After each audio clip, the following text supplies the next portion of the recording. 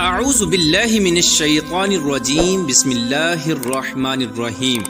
اللہ تبارک و تعالیٰ کے نام سے شروع جو بڑا مہربان اور نہایت رحم کرنے والا ہے۔ پیارے دوستو، حضرت آدم علیہ السلام کی تخلیق اللہ تبارک و تعالیٰ کی قدرت کا عجیب و غریب کرشمہ ہے۔ اس تخلیق میں تمام نسل انسانی کے راز پوشیدہ ہیں۔ حضرت آدم علیہ السلام کی ہستی وہ ہستی ہیں جس کو تخلیق کر کے اللہ تبارک و تعالیٰ نے نسل انسانی کی بنیاد رکھی، اور حضرت آدم علیہ السلام سے تمام انسانی روحوں کو پیدا فرمایا گیا، پھر چاہے وہ مسلمان ہوں یا کافر۔ پیارے دوستو، آج کی اس ویڈیو میں ہم آپ کو بتائیں گے کہ حضرت آدم علیہ السلام کو کس طرح پیدا فرمایا گیا، آپ کے جسم مبارک کو بنانے کے لیے کون کون سی مٹی کا استعمال کیا گیا، اور وہ مٹی زمین کے کون کون سے حصوں سے اٹھائی گئی، اور حضرت آدم علیہ السلام کو مٹی، پانی، ہوا اور آگ سے کس طرح پیدا فرمایا گیا، اور کیا حضرت آدم علیہ السلام کو اللہ تبارک و تعالیٰ نے خود اپنے دست قدرت سے پیدا فرمایا یا فرشتوں نے حضرت آدم علیہ السلام کی تخلیق کی، اور جب اللہ تبارک و تعالیٰ کے 4 مقرب فرشتے زمین پر مٹی اٹھانے کے لیے آئے تو زمین رو رو کر ان کے سامنے کون سی فریاد کرنے لگی، اور ایسی کون سی وجہ ہے جس کی وجہ سے انسانی زندگی میں غم زیادہ اور خوشیاں کم ہوتی ہیں۔ پیارے دوستو، ان تمام تر سوالات کے جوابات قرآن و حدیث کی روشنی میں آج کی اس ویڈیو میں ہم آپ کو بتائیں گے، لہٰذا آپ سے گزارش ہے کہ ہماری اس ویڈیو کو اینڈ تک ضرور دیکھیے گا۔ پیارے دوستو، جب اللہ تبارک و تعالیٰ کی ذات کے علاوہ کوئی بھی کائنات یا کوئی بھی مخلوق موجود نہ تھی، صرف اللہ تبارک و تعالیٰ کی ذات موجود تھی، اس وقت اللہ تبارک و تعالیٰ نے اپنی ذات کے بعد سب سے پہلے جس ہستی کو پیدا فرمایا وہ حضرت محمد مصطفیٰ صلی اللہ تعالیٰ علیہ وآلہ وسلم کا نور اقدس ہے۔ اللہ تبارک و تعالیٰ نے اپنی ذات کے بعد سب سے پہلے اپنے محبوب کے نور کو پیدا فرمایا،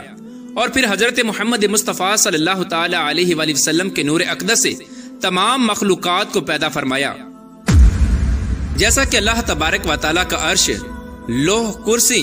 اور اللہ تبارک و تعالیٰ کے مقرب فرشتے، زمین و آسمان اور کل کائنات کو حضرت محمد مصطفیٰ صلی اللہ تعالیٰ علیہ وآلہ وسلم کے نور اقدس سے تخلیق فرمایا گیا۔ حضرت آدم علیہ السلام کی تخلیق سے پہلے زمین و آسمان اور اللہ تبارک و تعالیٰ کے مقرب فرشتوں کی تخلیق ہو چکی تھی۔ ان تمام اشیاء کو پیدا کرنے کے بعد اللہ تبارک و تعالیٰ نے حضرت آدم علیہ السلام کو تخلیق کرنے کا ارادہ فرمایا۔ پیارے دوستو، آپ کو بتاتے چلیں کہ حضرت آدم علیہ السلام کی تخلیق 4 چیزوں سے کی گئی۔ نمبر 1 مٹی، نمبر 2 پانی، اور نمبر 3 ہوا، اور نمبر 4 آگ۔ جب اللہ تبارک و تعالیٰ نے حضرت آدم علیہ السلام کی تخلیق کا ارادہ فرمایا تو اللہ تبارک و تعالیٰ نے اپنے سب سے مقرب فرشتے حضرت جبرائیل علیہ السلام کو یہ حکم ارشاد فرمایا کہ جاؤ اور تمام روئے زمین سے ہر قسم کی سیاہ و سفید، سرخ اور کھاری، میٹھی اور نرم اور خشک مٹی ایک ایک مٹھی اٹھا لاؤ۔ جب حضرت جبرائیل علیہ السلام اللہ تبارک و تعالیٰ کا حکم پا کر زمین پر تشریف لائے اور خاک اٹھانے کا ارادہ فرمایا تو اس وقت زمین نے حضرت جبرائیل علیہ السلام سے مٹی اٹھانے کا سبب پوچھا۔ اس وقت حضرت جبرائیل علیہ السلام نے سارا واقعہ زمین کو بیان فرمایا۔ زمین نے عرض کیا کہ میں اس خدا کی پناہ چاہتی ہوں کہ تو مجھ سے مٹی اٹھا کر اس سے انسان بنائے جس کی وجہ سے میرا کچھ حصہ جہنم میں جائے۔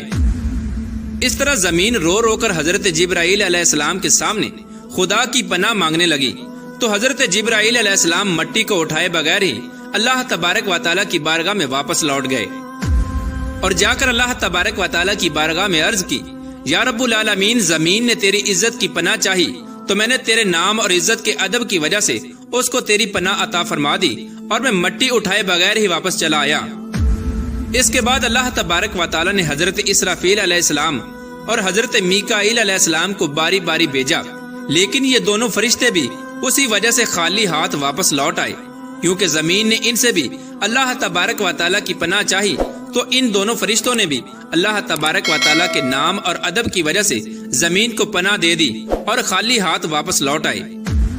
اس کے بعد پھر آخر کار اللہ تبارک و تعالیٰ نے ملک الموت علیہ السلام یعنی حضرت عزرائیل علیہ السلام کو بھیجا۔ حضرت عزرائیل علیہ السلام اللہ تبارک و تعالیٰ کے حکم کے مطابق جب زمین پر تشریف لائے تو زمین اسی طرح رونے لگی اور فریادیں کرنے لگی۔ اس وقت حضرت اسرائیل علیہ السلام زمین سے فرمانے لگے کہ تیرے رونے دھونے اور عاجزی کی وجہ سے میں اپنے رب عز و جل کی نافرمانی نہیں کر سکتا۔ لہٰذا حضرت اسرائیل علیہ السلام زمین سے مٹی اٹھا کر اللہ تبارک و تعالیٰ کی بارگاہ میں حاضر ہو گئے۔ یہی وجہ ہے کہ اللہ تبارک و تعالیٰ نے حضرت اسرائیل علیہ السلام کو انسانوں کی جانیں نکالنے کا کام سپرد کیا اور آپ کو ملک الموت علیہ السلام کے منصب پر فائز کیا۔ پیارا دوستو، تفسیر نعیمی میں ہے کہ ملک الموت علیہ السلام نے مختلف 7 مقامات سے مٹی کو اٹھا کر مکہ معظمہ کے مقدس مقام پر جمع کیا جہاں آج کعبہ شریف ہے۔ وہ 7 مقامات جہاں سے ملک الموت علیہ السلام نے مٹی اٹھائی وہ یہ ہیں: نمبر 1 مکہ مکرمہ، نمبر 2 طائف، اور نمبر 3 بیت المقدس، اور نمبر 4 ہندوستان، اور نمبر 5 ابو قبس، اور نمبر 6 عدن، اور نمبر 7 مدینہ منورہ۔ پیارا دوستو، روایات میں آتا ہے کہ مکہ شریف کی مٹی سے حضرت آدم علیہ السلام کا سر مبارک بنایا گیا اور بیت المقدس کی مٹی سے حضرت آدم علیہ السلام کی گردن بنائی گئی اور عدن کی مٹی سے حضرت آدم علیہ السلام کا سینہ مبارک بنایا گیا اور ہندوستان کی مٹی سے حضرت آدم علیہ السلام کی پشت اور شکم مبارک بنایا گیا اور مدینہ منورہ کی مٹی سے حضرت آدم علیہ السلام کا دل مبارک بنایا گیا اور طائف کی مٹی سے حضرت آدم علیہ السلام کے جسم کے باقی اعضاء تیار کیے گئے۔ پیارے دوستو، حضرت آدم علیہ السلام کی تخلیق میں جو 7 قسم کی مٹی استعمال ہوئی ان کا ذکر قرآن پاک میں کچھ یوں ملتا ہے۔ پہلی مٹی جو حضرت آدم علیہ السلام کی تخلیق میں استعمال ہوئی اس کو قرآن پاک میں تراب کہا گیا ہے، جس طرح کہ اللہ تبارک و تعالیٰ پارہ 17 سورہ حج کی آیت نمبر 5 میں ارشاد فرماتا ہے: ہم نے تمہیں خشک مٹی سے پیدا کیا۔ پیارے دوستو، تراب ایسی مٹی کو کہتے ہیں جو خشک ہو، اور دوسری مٹی جو حضرت آدم علیہ السلام کی تخلیق میں استعمال ہوئی اس کا ذکر قرآن پاک میں 3 کے لفظ سے ملتا ہے۔ 3 اس مٹی کو کہتے ہیں جو بھیگی ہوئی مٹی ہو یا نرم مٹی ہو، جس طرح کہ اللہ تبارک و تعالیٰ پارہ نمبر 23 سورہ صاد کی آیت نمبر 17 میں ارشاد فرماتا ہے: میں مٹی سے بشر بنانے والا ہوں۔ پیارے دوستو، 3 عربی زبان کا لفظ ہے جس کے لغوی معنی گیلی یا بھیگی ہوئی مٹی ہے۔ یہ مٹی جہاں بھی ہوتی ہے اس زمین کو ہرا بھرا کر دیتی ہے۔ یہ مٹی زمین کے اندرونی حصے میں ہوتی ہے، جیسے کہ ہمارے جسم کی اوپر والی جلد اور نیچے والی جلد، جس کی بدولت ہمارے جسم سے بال نکلتے ہیں۔ اور تیسری مٹی جو حضرت آدم علیہ السلام کی تخلیق میں استعمال ہوئی وہ حمائن ہے، جیسا کہ اللہ تبارک و تعالیٰ قرآن پاک کی سورہ حجر کی آیت نمبر 26 میں ارشاد فرماتا ہے: اور بے شک ہم نے انسان کو بجتی ہوئی مٹی سے بنایا جو اصل میں ایک سیاہ بدبودار گارا تھی۔ چوتھی قسم کی مٹی جو حضرت آدم علیہ السلام کی تخلیق میں استعمال ہوئی اس کو مسنون کہا جاتا ہے۔ مسنون وہ گارا ہوتا ہے جو پانی میں کئی روز رہنے کی وجہ سے بدبودار اور سیاہ ہو چکا ہو۔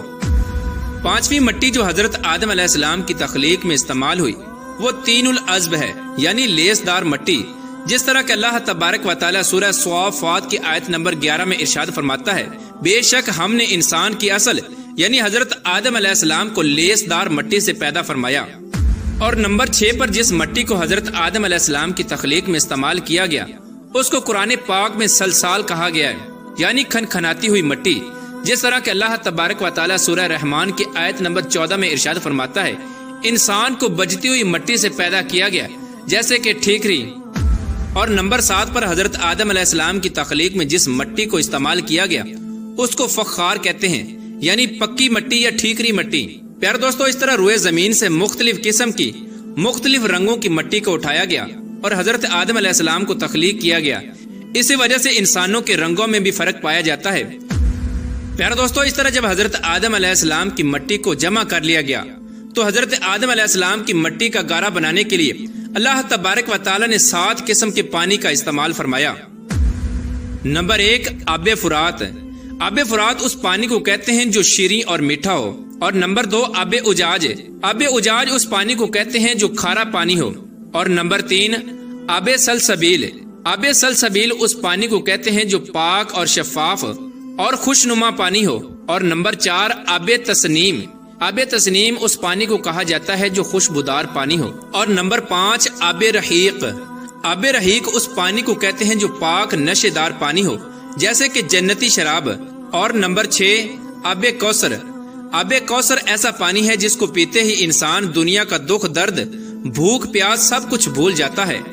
جیسا کہ اللہ تبارک و تعالیٰ قرآن پاک میں ارشاد فرماتا ہے انا اعطیناک الکوثر، بے شک ہم نے تمہیں کوثر عطا کیا۔ اور نمبر 7 آب رحمت، آب رحمت اس پانی کو کہتے ہیں جو رحمت والا پانی ہو۔ اس طرح حضرت آدم علیہ السلام کی مٹی کو جمع کرنے کے بعد ان تمام پانیوں کو شامل کر کے حضرت آدم علیہ السلام کی خمیر کی مٹی کو گوندا گیا۔ پیارے دوستو، اس طرح جب حضرت آدم علیہ السلام کا گارا تیار ہو گیا تو اس پر اللہ تبارک و تعالیٰ نے 40 روز تک بارش برسائی۔ حضرت آدم علیہ السلام کے گارے پر 39 روز تک غم کی بارش برسائی گئی اور 1 روز خوشی کی بارش برسائی گئی۔ اسی وجہ سے انسان کی زندگی میں غم زیادہ اور خوشیاں کم ہوتی ہیں۔ تفسیر نعیمی میں ہے کہ جب حضرت آدم علیہ السلام کا گارا گوندنے کے بعد تیار ہو گیا تو اللہ تبارک و تعالیٰ نے فرشتوں کو حکم دیا کہ اس کو مکہ اور طائف کے درمیان وادی نعمان میں عرفات کے پہاڑ کے نزدیک رکھیں۔ پھر اللہ تبارک و تعالیٰ نے اپنے دست قدرت سے اس گارے کو حضرت آدم علیہ السلام کا مجسمہ بنایا اور حضرت آدم علیہ السلام کی صورت تیار کی۔ اس طرح جب اللہ تبارک و تعالیٰ نے حضرت آدم علیہ السلام کا مجسمہ تیار فرمایا تو اس کے بعد اس مجسمے کو خشک کرنے کے لیے اللہ تبارک و تعالیٰ نے 7 قسم کی ہوائیں اس پر چلائیں۔ نمبر 1 تیز ہوا، اور نمبر 2 دھیمی ہوا، اور نمبر 3 گرم ہوا، اور نمبر 4 سرد ہوا، اور نمبر 5 درمیانی ہوا، اور نمبر 6 رحمت والی ہوا، اور نمبر 7 صرف ہوا۔ ان 7 قسم کی ہواؤں کی وجہ سے جب حضرت آدم علیہ السلام کا مجسمہ خشک ہو گیا جس کو مٹی اور پانی سے بنایا گیا تھا، اب حضرت آدم علیہ السلام کے اس مجسمے کو پکا کرنے کے لیے اللہ تبارک و تعالیٰ نے اس مجسمے کو 7 قسم کی آگ سے گزارا۔ نمبر 1 سیاہ رنگ والی آگ، اور نمبر 2 سرخ رنگ کی آگ، اور نمبر 3 پیلی آگ، اور نمبر 4 نیلی قسم کی آگ، اور نمبر 5 دھویں والی آگ، اور نمبر 6 بغیر دھویں والی آگ، اور نمبر 7 تیز اور دھیمی آگ۔ ان 7 قسم کی آگ سے حضرت آدم علیہ السلام کے مجسمے کو گزار کر پختہ اور مضبوط کیا گیا۔ پیارے دوستو، اس طرح جب حضرت آدم علیہ السلام کا مجسمہ مٹی، پانی، ہوا اور آگ سے بن کر بالکل تیار ہو گیا اور حضرت آدم علیہ السلام کی شکل و صورت مکمل طور پر بن گئی، اور اللہ تبارک و تعالیٰ نے حضرت آدم علیہ السلام کو اپنی پسندیدہ شکل و صورت پر پیدا فرمایا، جس طرح کہ اللہ تبارک و تعالیٰ قرآن پاک میں ارشاد فرماتا ہے اور ہم نے حضرت آدم علیہ السلام کو اپنی صورت پر پیدا کیا۔ جب حضرت آدم علیہ السلام کی صورت تیار ہو گئی تو فرشتے اس صورت کو دیکھ کر حیران ہونے لگے اور تعجب کرنے لگے، کیونکہ انہوں نے اس سے پہلے ایسی خوبصورت صورت کو نہیں دیکھا تھا۔ اور جب ابلیس حضرت آدم علیہ السلام کے پتلے کے پاس آیا تو اس کے ارد گرد پھر کر بولا کہ اے فرشتو، تم اس کو دیکھ کر تعجب کیوں کرتے ہو؟ یہ تو ایک اندر سے خالی جسم ہے جس میں جگہ جگہ سوراخ ہیں، اور اس کی کمزوری کا حال یہ ہے کہ اگر بھوکا ہو تو گر پڑے گا اور اگر خوب سیر ہو تو چل نہ سکے گا۔ اس کے بعد ابلیس بولا کہ اس کے سینے کی بائیں جانب ایک کوٹھڑی ہے، یعنی دل ہے، یہ خبر نہیں کہ اس میں اللہ تبارک و تعالیٰ کیا رکھے گا، شاید یہ کہ یہ لطیفہ ربانی ہے جس کی وجہ سے اللہ تبارک و تعالیٰ نے اس کو خلافت کا حقدار مقرر کیا ہے۔ جب حضرت آدم علیہ السلام کی صورت اور مجسمہ بالکل تیار ہو گیا تو اللہ تبارک و تعالیٰ نے حضرت آدم علیہ السلام کے جسم میں روح داخل کرنے کا ارادہ فرمایا۔ اللہ تبارک و تعالیٰ نے جب روح کو پیدا فرمایا اور اس کو حکم دیا کہ حضرت آدم علیہ السلام کے جسم میں داخل ہو، جب روح حضرت آدم علیہ السلام کے جسم کے پاس پہنچی تو جسم کو تنگ اور تاریک پایا